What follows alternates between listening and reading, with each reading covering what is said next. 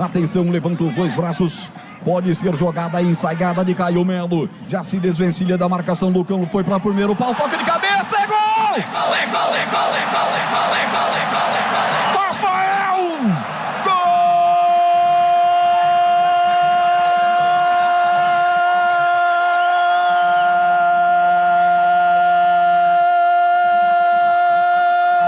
Gol do Bugre!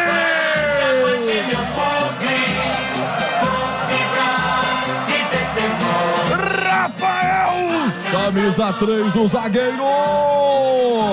Ele não perdoa. Rafael marca de cabeça e faz explodir. Explode o torcedor alviverde na marca de 8 minutos. Quando o Caio Melo foi para a cobrança, eu falei: o Lucão desvencilhou-se, ele começou a correr na grande área e com isso atraiu as atenções do zagueiro. E aí numa cobrança ensaiada, aquelas duas mãos pra cima, cara, aquilo é treinado exaustivamente. Um zagueiro puxa a marcação para um lado, o outro sobra do outro. Aí a bola veio com açúcar, só cumprimentou de cabeça Rafael, botando a bola pro fundo no gol do Velo. 1 para o Bugre, 0 para o Velo Clube. O que vale é o detalhe, conta aí, Vladimir.